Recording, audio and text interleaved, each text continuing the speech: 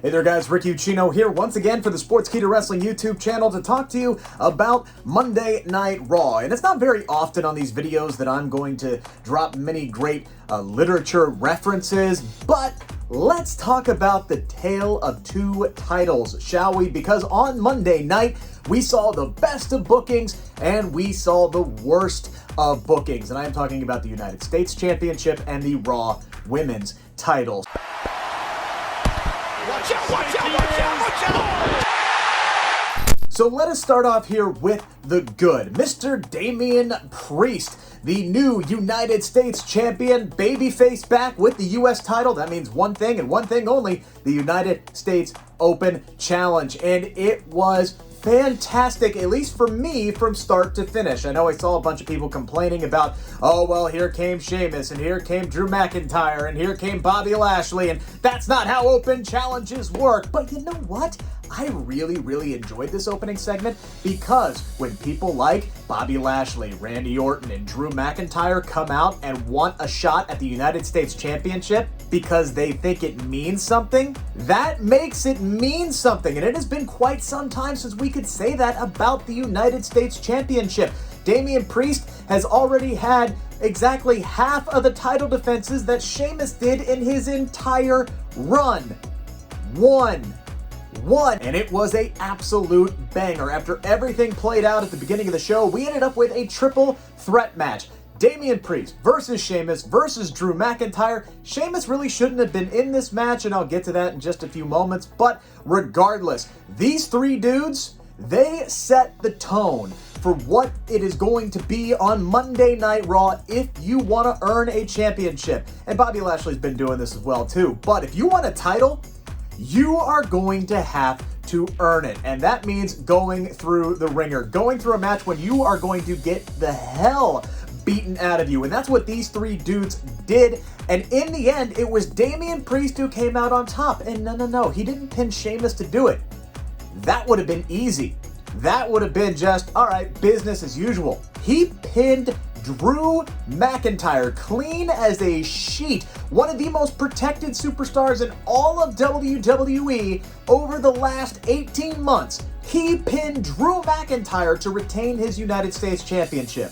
That is a huge, monumental win for Damian Priest. The Archer of Infamy has a very bright future ahead because they don't make that booking if they don't have huge plans for him. Now, Damian has been protected to a certain extent, but if you look at his main roster run so far, all the way leading up to SummerSlam, he was wrestling the same 5 dudes. That's not counting Sheamus, by the way. It's been a lot of Miz, it's been a lot of Morrison. Early on, it was a lot of Elias and Riker, and the other one was Angel Garza. But he's got 2 wins over Sheamus. Those were the 6 guys that he's beaten.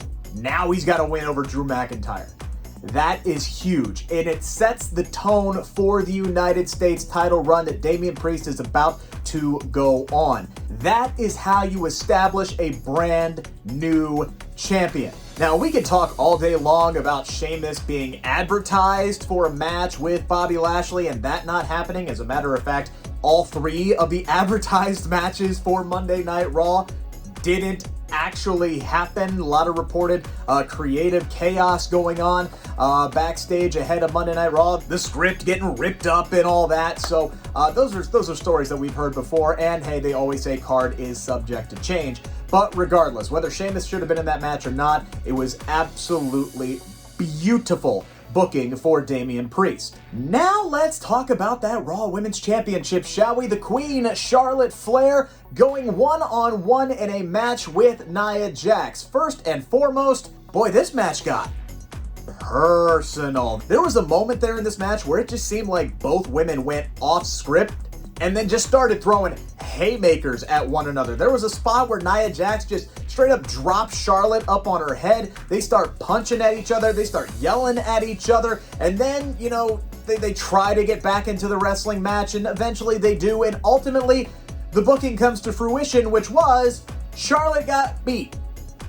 Your brand new Raw Women's Champion got beat by Nia Jax, who is by far the most protected outside of maybe Becky Lynch, who has not lost clean since the 2019 Royal Rumble. Granted, there was a whole, pregnancy in that window.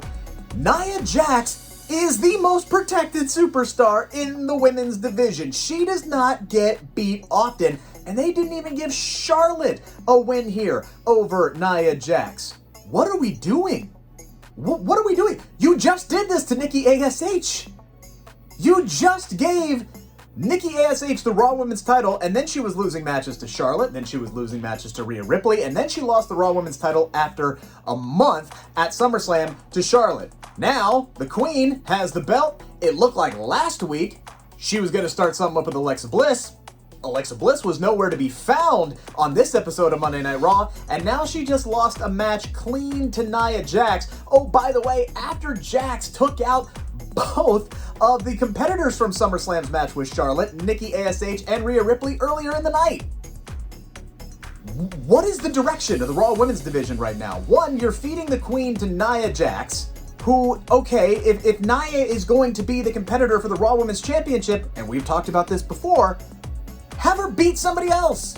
Have her beat Rhea Ripley. Have her beat Nikki ASH. Have her beat Shayna Baszler. It's about time those two split up anyway. Have her beat literally anybody else on the Raw Women's roster except for the champion, because it doesn't make the champion look good. And also, going back to Alexa Bliss, don't tease us with something we really, really want to see. At least most of us, at least I know myself, wanted to see Alexa Bliss and Charlotte, and then not have Alexa Bliss on the show at all, pivot, change directions, and apparently go to Nia Jax.